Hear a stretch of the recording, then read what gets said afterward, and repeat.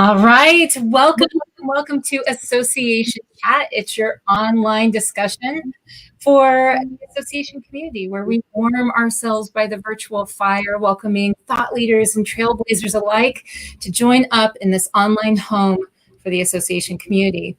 I'm the host of Association Chat, Kiki L'Italien. And before we get started, I want to say thank you. Thank you to the Patreon patrons, supporters of Association Chat who help make all of this run. It takes many hours, lots of technology and sweat and sometimes tears when things aren't going my way to make all of this come together. And the association community and I want to thank you very much. If you feel like showing your support for Association Chat and all of the work that goes into this, and you are not a Patreon patron, then I just want you to feel free to become a Patreon patron and visit the Patreon page, and thank you.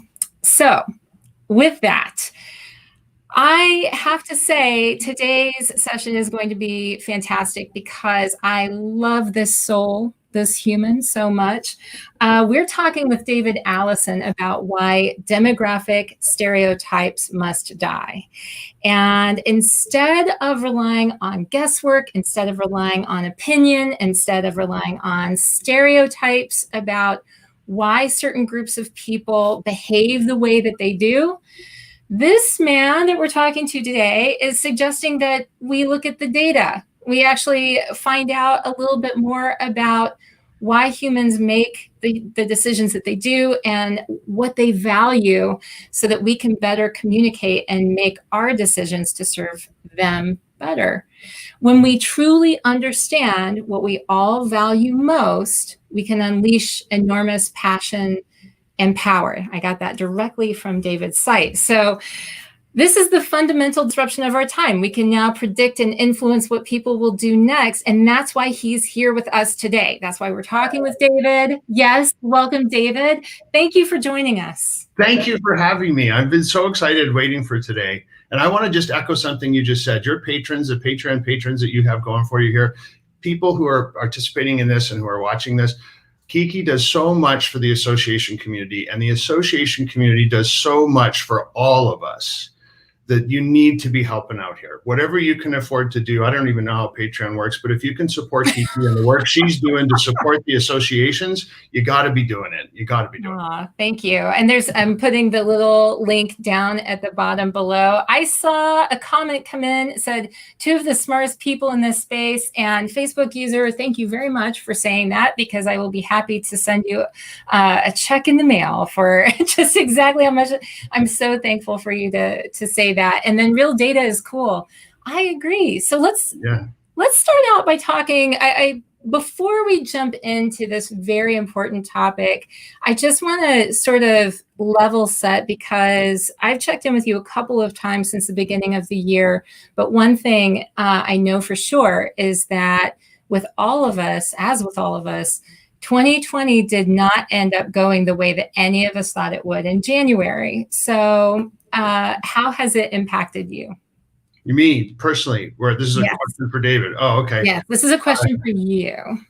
It's impacted me in ways that I hadn't expected, actually. I mean, when we saw it coming, you start to think to yourself, okay, what's this going to mean? But I've always worked at home or in airplanes. So the airplane part stopped, the working at home part stayed around, but it taught me a really interesting lesson about values and about Valuegraphics, in fact, because the one thing I would do whenever I work at home, I'd be home for stretches of a week or two sometimes. This time it's been months and months and months, but every single day I would go to the gym. And at the gym, at the same time, I would always see the same sort of, I call them my wolf pack, this pack of guys. And like guys at the gym do, they tease each other, you call each other names, you make fun of each other. I missed that so much. My need for that community was intense. I just wanted to be part of that group of insulting, sweaty guys more than I can even begin to describe. It was like a hole in my heart not having that there. And that's how important values can be. We have certain things in our lives that we just that we think are, that we don't, we think that run our lives, that are more important to us than anything else. And when they're not there, we'll do anything we can to try and get them back. Well, and I wanted, that's a great segue. You're such a pro. That's such a great segue into our topic today, because, you know, one thing I can say for sure is that a day doesn't go by where I'm not seeing some kind of article or some sort of just really a statement of fact, not a question. It's a statement of fact that's put out there that millennials are avocado toast eating, the entitled, right? Or Gen Xers are the forgotten slackers that are just sort of woefully to the side. And what I think is fascinating is that a lot of the work that you're doing focused on values, it's not really that, you know, it's not saying that we're all the same because we were born in a certain time. Oh my God, no. It makes no sense whatsoever. None. When you think about it, let's just forget the 500,000 surveys we've done around the world, all the other statistics from all the other smart pant academic people for the last 40 years that proves that we don't resemble each other based on our external characteristics like age or gender or income, marital status. Let's just forget that for a moment. And let's just imagine that you're walking into a room, and in that room, there's 1,000 people. They're all packed in there. It's pre-COVID. They're all packed in there, and they're all 49 years old, and they're male, and they make $100,000 a year, and they're married. How similar do you think those people are to each other, other than those things I just mentioned? It doesn't make any sense to assume that they're all going to be Republican. They're all going to be Democrat. They're all going to like chocolate. They're all going to, you know, hate the outdoors. They're all going to like working. They're all going to be entirely different people. Mm-hmm. And that's because our outward characteristics have no bearing on who we are inside. Demographics are still a great way for us to understand what people are.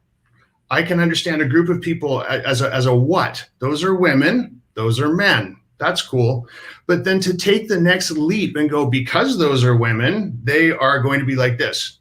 Or because they are millennials, they are going to be like that. I saw a study the other day. I don't know if I should name this group out loud, but it was a very important sounding group who had done this study, and they released it, and the media picked it up and went like just a frenzy around this. And it was a study about Generation Z. Mm-hmm. And the headline on their press release that got all this attention was, Generation Z wants their companies, the brands they deal with, to be, I want to make sure I get this right, fun, authentic, and good. And it stopped me in my tracks, because as a boomer, I want mine to be boring, lie to me, right. Horrible. Right. I know. I like fun. Fun is good. You know. So, I mean, if you ask a group of people, should the companies that you're going to do work with, you know, should they be environmentally concerned? Who's going to say no? Right. Or if you say, do you think that it'd be a really good idea for social responsibility to be a key component of the strategies of the organizations you'd like to patronize? Nah, no, not interested. Like it's these are universal things, and you're pegging them on a particular, anyway, blah, blah, blah. I can go on forever about this. Generational stereotyping is sort of the side effect of the research we did to try and find a better way to influence and engage audiences. And we were able to, at the same time, prove that generational stereotyping is ridiculous. And in fact, demographic stereotyping of any sort, the data does not back it up as a strategy.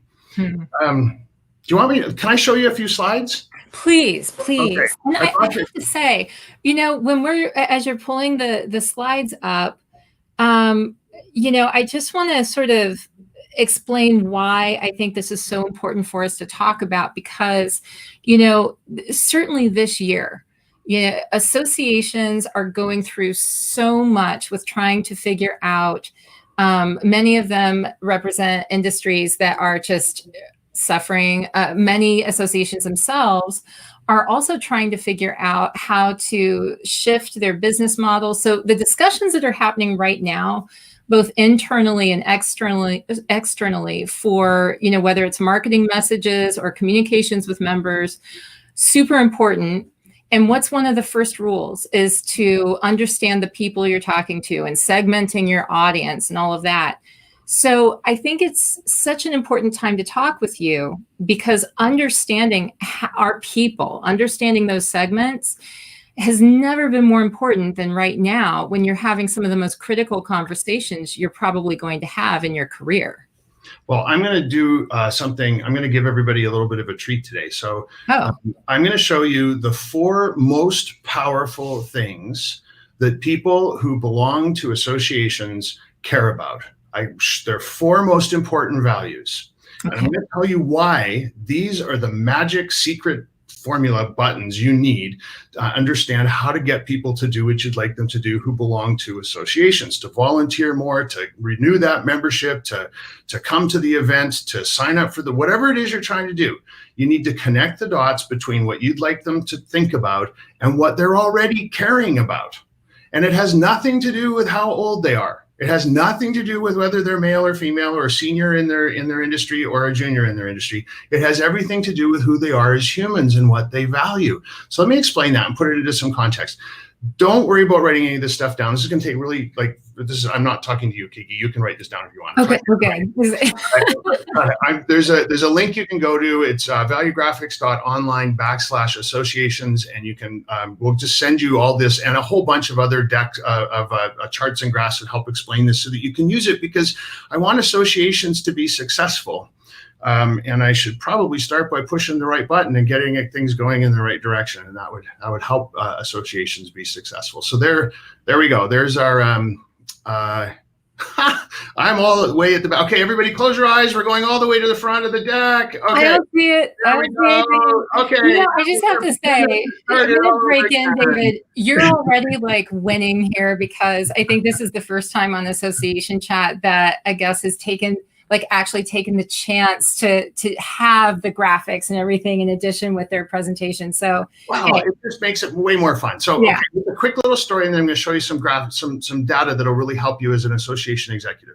First off, you have to understand that it's not just associations, but everybody in the entire planet. Every single organization is here to do one thing, and that's identify a group of people and get them to do something. And when you think of how complex we make our organizations and our structures and all this stuff we do, and we're all here just to get some people to do something, it would probably help us if we could figure out how do groups of people decide to do something, if that's what we're all here to do.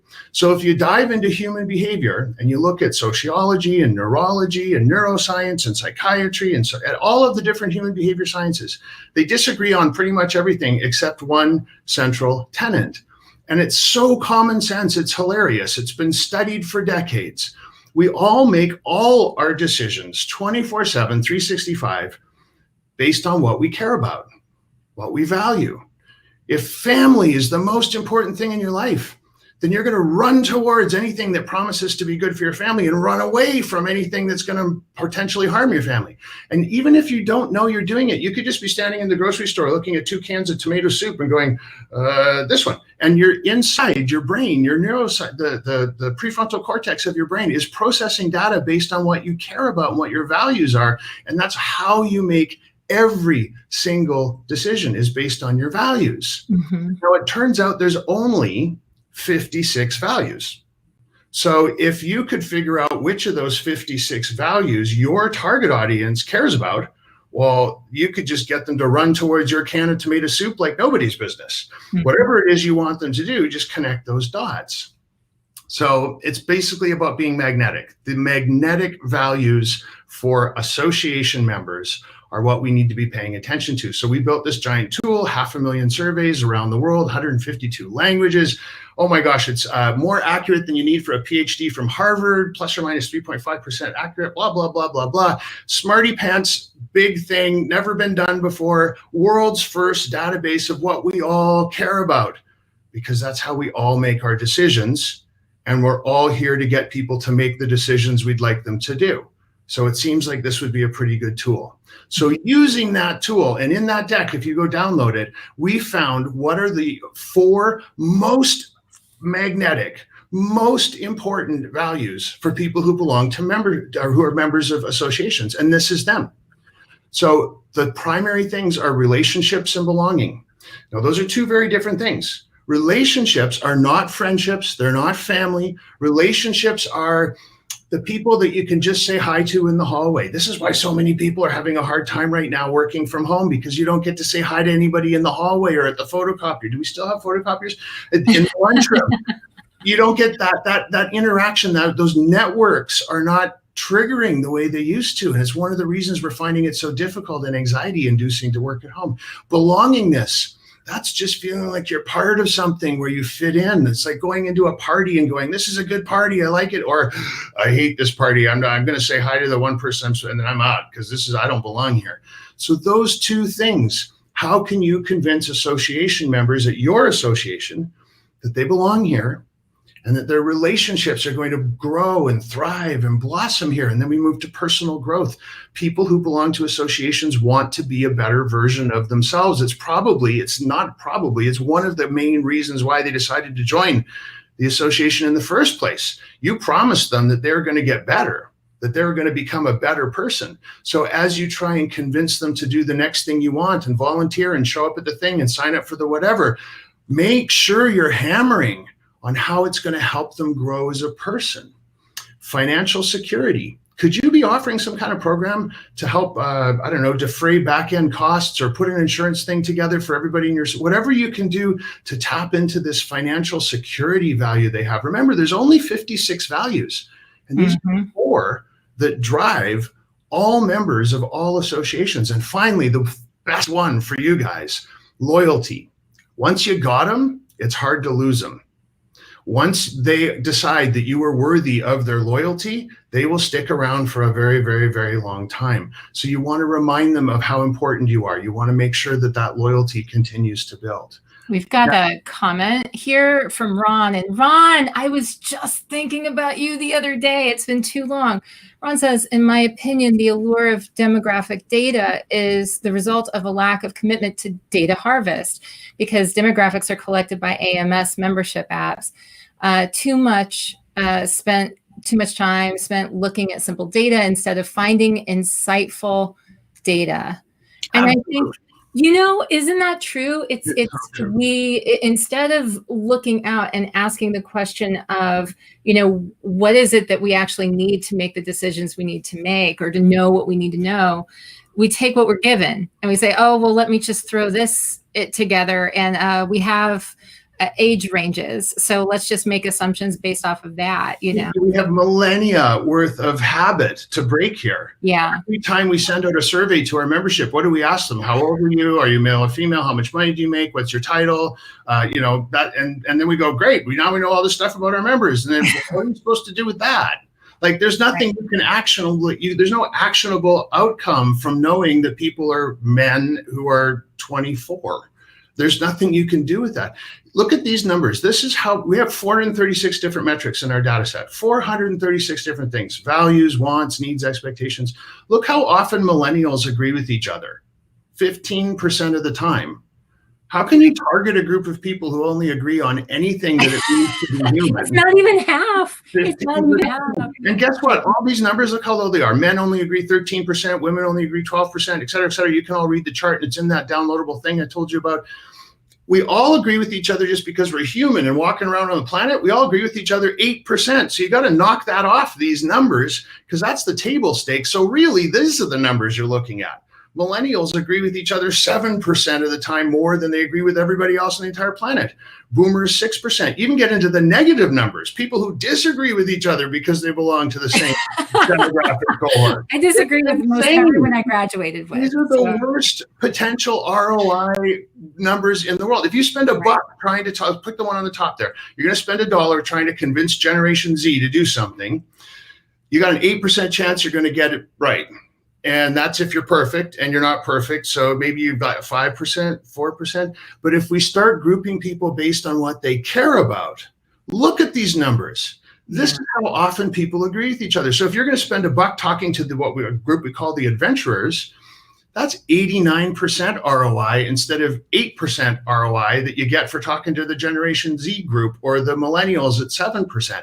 You're going to get 89, 85. That's 8 or 9 times better by spending the same dollar. All you have to do is stop thinking about people based on their age, their gender, their income, and start thinking about them based on groups what they care about in common. And I just told you what they care about in common for association members. So you got the secret recipe now.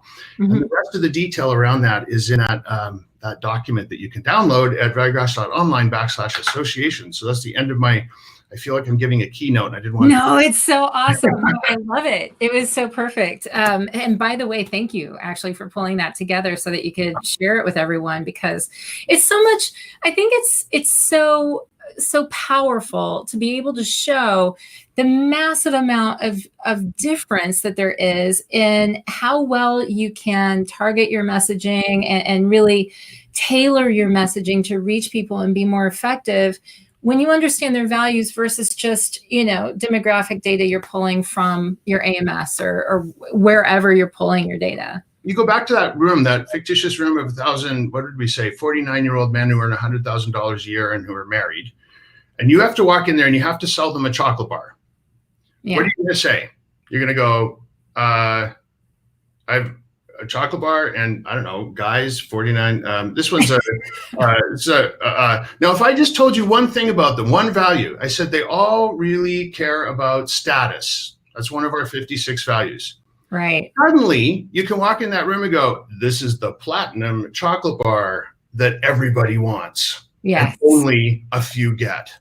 You automatically know what to say, and they're all going to be, if they're all into status, you know exactly what to say. It's so logical. And now we have data to figure this out instead of just going, I think they like status. Maybe they actually don't, but let's give it a shot. Let's throw $1 million at it and see what happens. That's right. How we run our businesses. Trillions of dollars being wasted by just guessing at what a demographic group might think is cool. Mm-hmm. Well, I mean, and so if we can we workshop a little bit, about associations and their 4 values, and maybe apply a little bit of that to messaging that's going out in this very, I guess, Glenn Tecker, we both know Glenn, was saying the other day, we're going to call it a remarkable year, because it is a remarkable year.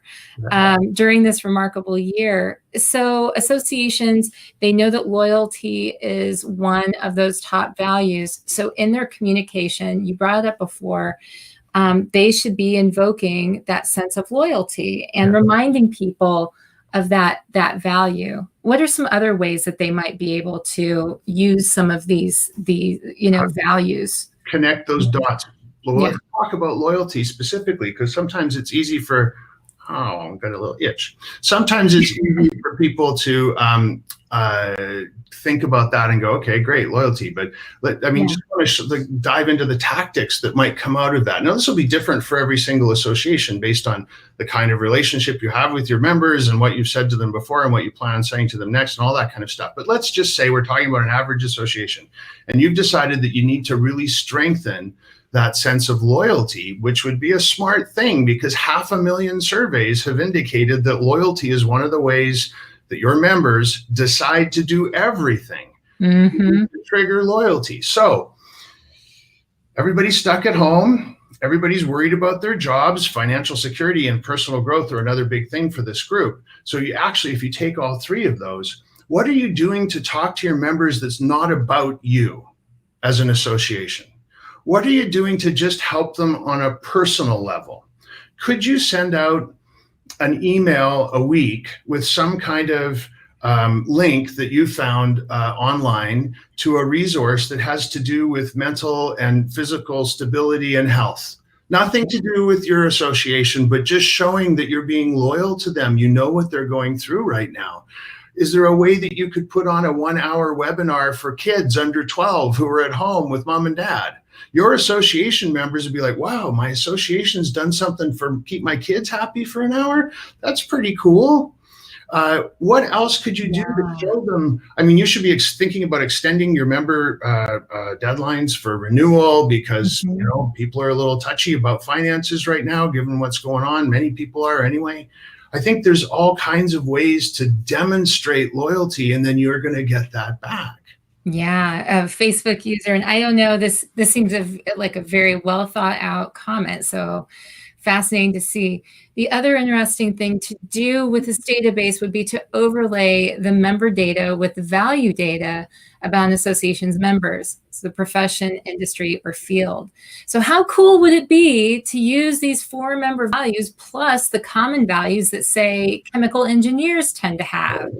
That would be amazing. So that's a good caution, though, because those 4 values that we talked about, those apply to all associations across North America, because that's what it is. It's an industry-wide report. If we were going to do this just for chemical engineers, I think that was the example, we would have, talk about it like this. The report that we've been able to share, because we're trying to help the whole industry, it's all about dogs. But if you're just concerned with poodles, your people are in there, the poodles are in there, but poodles are going to have their own unique weirdnesses that are going to be specific to them. We'd have to go and do a special study just about poodles to get to that level of granularity. So it's a very good point. The associations in general, those 4 values will work. But if you want to get really granular, we're going to have to talk about that, because that's going to get to, that's a whole nother level of extrapolation from that data set that's required. So why do you think it is that, we're still going wrong? Why does this continue to be a generational stereotyping game? Because ever since, I have to say, I wish that I had thought about this way before I ever was introduced to you and your research. But I hadn't, I really just looked at the same data that everybody else did and thought about it kind of the same way. And, but once I saw it, it's like I couldn't unsee it. And so ever since then, I've been noticing when these stereotypes come out. Why do you think that is? Why do you think that this persists when we do have so much data that can help to guide us to being more effective in the way that we communicate and build products for people? There's a lot of reasons why, but the biggest one is just it's in our DNA. The reason we survived as a species and got to here today is because of snap judgments, or what some people refer to as short thinking, fast thinking. We were, at one point walking across the savannas in Africa with a spear. And if somebody was coming towards us in the other direction, we had to make a quick snap judgment and go, are these people going to be like friendly folks? Like, should we be running away, or can we go get them and attack them and get some advantage over those guys? Right. So we had to judge people. We had to look at them and go, danger, or friend, or opportunity. And Millennials, avocado. Yeah. And so that's Millennials. That's how we were able to. I love Millennials. I love you guys. Sorry, I didn't mean that. And then fast forward a little bit further into history, and we were maybe settled down into villages in, like, let's say, rural France, somewhere in the 12th century, 13th century, and there were distinct roles in order for your village to survive that you had to play if you were a man or you were a woman. And when you hit a certain age as a young man and you hadn't started to go and like bring home the bacon, literally a mastodon bacon on a spear, and as a young woman, you hadn't started to help populate the village for the next generation. And as a senior in that village, you had roles to, the rich guy in town had certain things he was supposed to do, and the poor guys in town had other things. And everybody knew their place based on their demographics. And then everything worked. If you didn't follow those rules, the village down the street would get whiff of this on the wind, and they'd come and attack, and you'd lose, and they'd win because they were following the rules. They had the right number of warriors and the right number of new kids coming up into the ranks. And then something happened. We progressed. We moved on, but we still used that same system to figure out who we're trying to talk to, as if all women are going to be have a certain set of behaviors, and all men are going to have a certain set of behaviors, and all people who are 18 to 24 and 25 to 36, 37 to 45, we know those categories off by heart because it's so inbred in the way we think about the world. It's like we're stuck in this groove. So, being a bit of a masochist, I've decided that I'm going to try and get everybody to stop doing this after thousands and thousands of years of history, that we have to stop it. And let me tell you why. Yes, it helps your companies, it helps organizations, it'll help your associations be as much as 8 times more effective. But even more important than that, if everything in the world starts with a conversation about us versus them. Just looking around here, these glasses. At some point, somebody was sitting in a boardroom and they went, okay, we're going to make some new glasses. And who are we doing these for? It's for the primary decision maker is going to be a woman, and she's like this old, blah, blah, blah, blah. And then we went and designed a set of glasses and we named them. We put a marketing campaign. We sold it's all, but that whole conversation begins with men versus women, rich versus poor, young versus old. No wonder we live in such a divisive time. But everything around us was built to enhance and reinforce that division. Instead, if we started everything with a conversation that went like this, we're going to make this thing, we're going to do this company, we're going to start a new brand. What are the people we want to do this for? What do they all care about? What's the most important thing in their life? If that's how every conversation and everything in our world ended up being built, we'd have a far less divisive world and a much better place for all of us to call home.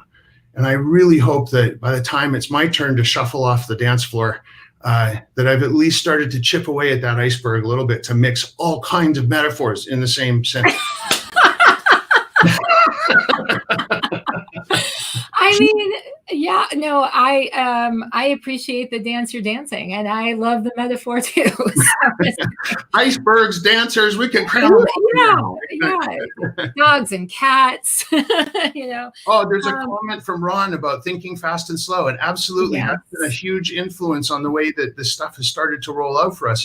It's anybody who wants to get really geeky about it. It's the study of heuristics, and it's the study of how we have survived as a species by having both fast and slow thinking. And demographic stereotyping has served us well at a time in the past when it was necessary, but it's not necessary anymore. We don't have to let age and gender and income and marital status curate our lives. We can curate our lives however we want. Well, so let's leave that stuff behind. Do you think it's dangerous if we continue on this path? I mean, say people haven't caught Valuegraphics and have not read the book, and they're not listening. I mean, obviously failing at life if you're not listening to association chat, but I mean, say that happens. So is it doom and gloom? Like what do we have to be wary of? Because for certain, no matter what you believe, you cannot argue with the fact that it has been so divisive, so challenging to find common ground. Say in the past year, it's been getting worse. It's getting worse, but it's been going on forever. I mean, there's some really famous memes you can find online that from back, there's a great quote, and I'm going to mash this up. It's going to be terrible, but it basically was, kids today stay home and live in their parents' basements for far too long, and they're shiftless and they don't have jobs and they don't work and blah, blah, blah. And that was Aristotle. So we've always looked at the next generation and gone, they're different than us and therefore bad. They're wearing weird clothes. That's not the stuff we wore. They're doing stuff that we didn't do. What's the skateboarding business? That's ridiculous. And we love to have someone else to look at and who can go, they're different. Like we got to pick on them somehow. So what's the long-term problems that we'll continue to face? It's only going to get worse and worse and worse. It's going to, I mean, right now, you're right. There's been a hockey stick graph in terms of divisiveness. And so we don't even need to talk about, everybody knows exactly what we're talking about. Yeah. But I think beyond, let's look 4 years from now and hope that things have started to de-hockey stick a little bit. That's a Canadian term, by the way, a hockey stick. So I hope everybody in America, if you need a later, I'll have to come back. I'll talk. It means a steep graph. I forget I'm talking to Americans sometimes, not just Canadians. So what will happen is that graph might level out if we're lucky. But why can't we flatten that thing? I was going to swear. Why can't we flatten that? Why can't we? And just say, you know what? We don't need to do this anymore. People are people. There's some great thinkers out there right now that are talking about how we shouldn't even be thinking about B2B and B2C anymore. We should be thinking about H to H. You know what? I think I failed 2 interviews in my life because I answered a question about B2B and B2C exactly that way and said, I believe it's human to human. And it was not the answer that anybody wanted to hear. I hate to tell you that. Maybe it's if you think about the whole construct of B2B and B2C, it's a great way to talk about what we're talking about here. How somehow you and I Yes. are living our lives, being consumers. We're at home and people are selling us stuff on TV and on Netflix and whatever. We're buying, shopping, moving around, making decisions. And then magically we go to work and we become someone else. I no longer function as a human. I only am an institution. Yes, right. I know. Your values are going to work for you. Like what you think is important in life is going to be what you think is important in life, whether you're on a raft on a river or in an office or sitting in your home with your kids running around or playing Monopoly with your wife on the weekend, and who knows where that came from. But all the different places that you're going to find yourself, your values are forever. And that's actually another quick point. People are asking right now a lot. I get this question: do your values change? We've all gone through this thing, and my values must be changing. You know what? They don't. Yeah. The behaviors that you will have as a result of those values may change because, but here's a great example. We'll go back to family. Family is a really important value to a whole lot of people. It's the second most important value to everybody in the United States of America after belonging is family. After belonging. After belonging is family. In Canada, it's the reverse. It's family first, then belonging, but only by a couple of points. And our data. Oh gosh, I feel like I could ponder just what you said right there for days. Yeah, absolutely. But let's say, so you come into, it's pre-COVID, you're trucking along, family's really important to you. Suddenly, lockdown, pandemic, oh my gosh, terrible thing going on in the world. You're going to double down on your family. You're going to be really, really concerned about your family. But if you were that guy who really didn't have a really tight bond with your family to begin with and really didn't think about them a whole lot, and then suddenly you go into a pandemic lockdown world, you didn't suddenly decide that your family was super important to you. You doubled down on whatever was important to you. Right. It doesn't change. They're with you for life. We're not an octopus. You don't get to chop off a value and grow a new one later. They're there. They're there forever. The behaviors will change. And that's why sometimes it gets really annoying when you see all this research about behaviors and about feelings and emotion studies. That stuff will change from day to day. I could love my Nike running shoes today. I love that brand. And then the shoelace falls apart tomorrow, and I hate that brand. What's the point of having an emotional index? Because they just they're all over the place. Yeah. Values are steady. Values help us understand how people will behave. If you play to people's values, and we can do that empirically now, you're always going to get them to pay attention because it's what we're all hunting for all day. What can make the things I care about? Oh, is that going to be good for them? No, it's not. That's what being a human is. Yeah. It separates us from the animals, that and our ability to accessorize. So we have, I don't know, I've seen some cats with fantastic scarves. So Ron says, get geeky with Kiki. I really love that hashtag. Amanda says, I have a theory that with associations serving members more digitally, our organizations will become far more inclusive. I think you're right, for many reasons. Walking away from these demographic silos could drive this as well. Yes. I love Amanda. Everybody does. She is fantastic. Ron says, yes, Amanda, agreed. And serving constituents digitally gives us the opportunity to listen and watch behavior, to learn about them instead of survey them all the time.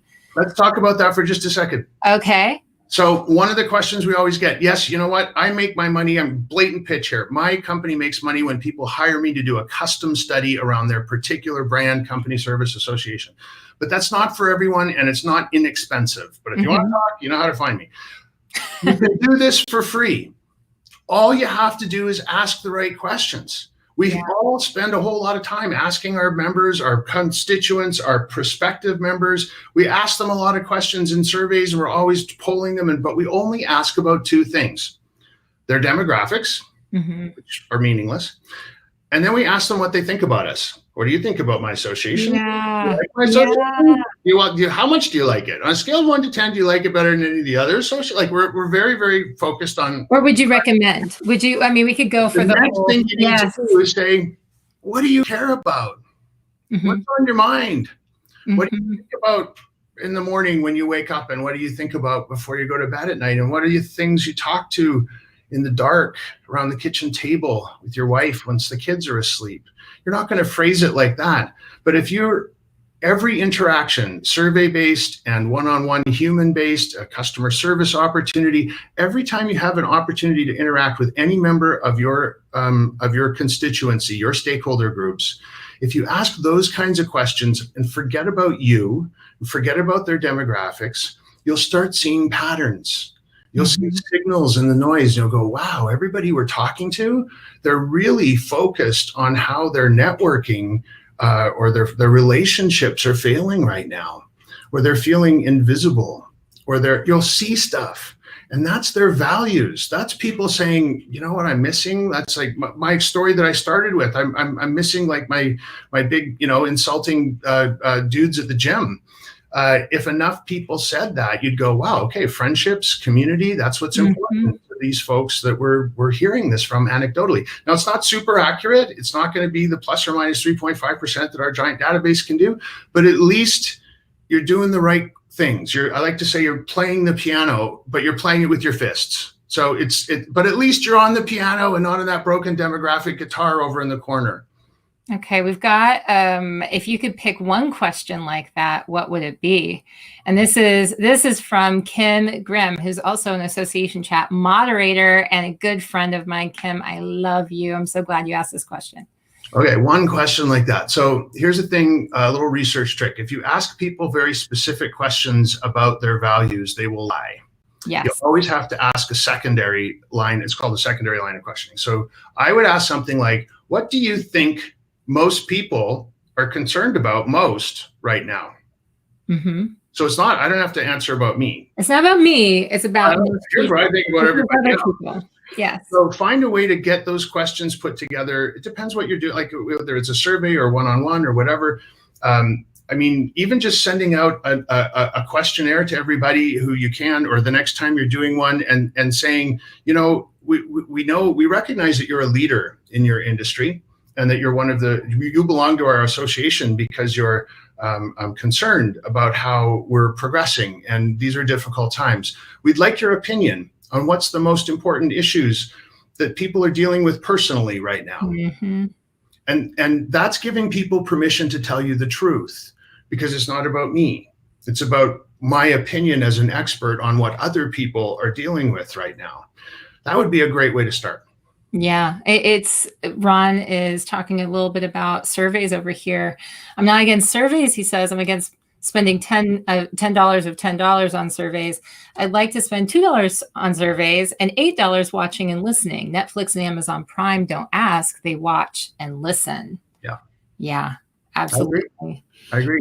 It is, I think that as we're approaching this time, David, where it's like, there's so much of importance that's happening right now in this world where, yes, there always is, but right now people are concerned about shifts in culture, society's contracts with one another. We're looking at shifts in our economic situation and not being sure. That the uncertainty is very great in a lot of different ways. And then also dealing with the fact that so many people do feel like some of those family and belonging and all of these different values that they hold so dear have been challenged in so many different ways. Marketers, leaders, messaging has definitely been stressed. It's been challenged because people are seeking truth. They are not seeking, the glossy sort of marketing speak that maybe used to fly. They're seeking what they can actually, I think, see is true, that they can make valid decisions on, and so that they can, do better in the future. I do think that people are sort of searching for what they can tune out, and it's becoming easier and easier to tune noise out. Sure. And I think the big answer to this whole situation we find ourselves in is people are hardwired biologically neurologically, psychologically, to seek out information or anything that has to do with what they care about. It's just common sense, right? Right. Even just like this concept of truth. Truth can be ignored unless it somehow relates to what I think is important and what I care about. But as soon as you start telling me truth in a way that's about what I believe to be important, I will pay attention to you. Right. There's so many different ways you can talk about anything. Like, let's go back to my silly example of this glass. I could go out to the world and say, this glass is made of sand, and therefore it's actually an ecological and sustainable product.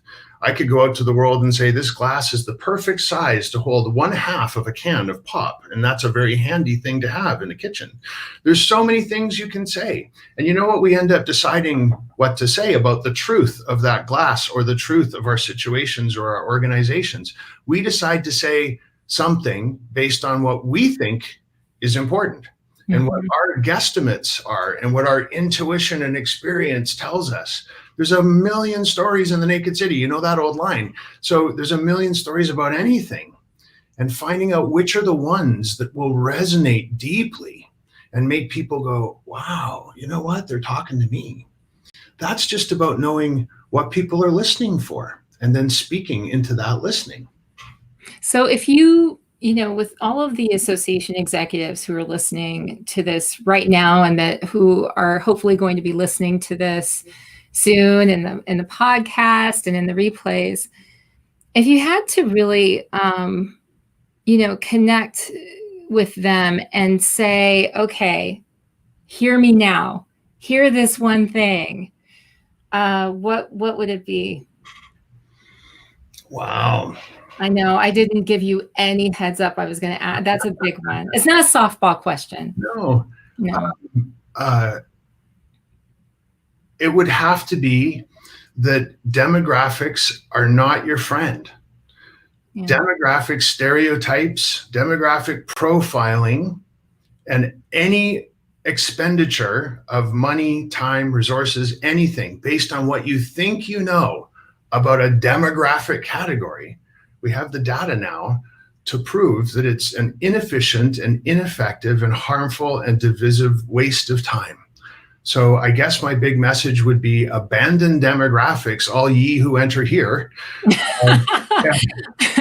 and instead embrace this notion the best way you can, whether it's just by asking or whatever. I mean, there's all kinds of, if you go to my website, there's all kinds of different ways you can figure out what your audience's values are without having to hire us for the big expensive custom thing. But I mean, this is a good moment to mention my book. The We Are All the Same Age Now. You can get it on Amazon. Just put in my name, or We Are All the Same Age Now is the name of the book. And in there's a quiz you can use, a 10-question quiz that we put in there. You can ask your members those 10 questions, and it'll tell you which of the chapters in the book is most applicable to your association. That's a little better than just asking a question in a survey. These specific 10 questions should help you play the piano just a little nicer. But the point is, demographics are stupid. Demographics must die. Demographics are the way you need to be thinking about your people. And yeah, and you know what? I promised myself I wasn't going to go here because it's kind of controversial, but I'm going to just do it because I love you. If you need any proof that demographics are harmful and hurtful and divisive and cause all kinds of strife in our world, I'll point you at a few examples. Black Lives Matter. The gay rights movement, the women's rights movement. These are all demographic groups standing up and saying, do not treat me like a demographic. Treat me like a human being. Do not judge me based on my gender, my sexual orientation, the color of my skin. None of that matters. I just want to be a human like the rest of you. I can't think of any more powerful condemnation of how terrible demographics are for our society. Nailed it. You nailed it, David. I'm glad that you said that. Absolutely. I think you nailed it. And if you need any further argument for why you need to dump demographics as your only means of making decisions, definitely please go and check out this resource that David has. We have it listed at the bottom of the screen. And if you're listening to this on audio, that's valuegraphics.online/associations.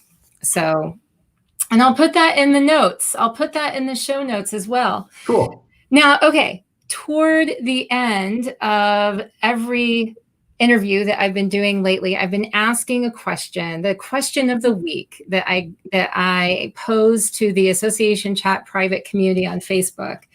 And so this week, the question was this. Now, I want to preface this by saying that I know David well enough to know that he has been in some truly beautiful places on this planet and collects art and has surely seen many beautiful things. So this is not necessarily an easy question, but maybe it is. I don't know. And the question for this week was, I asked, what is the most beautiful place that you've ever been to? Never visited?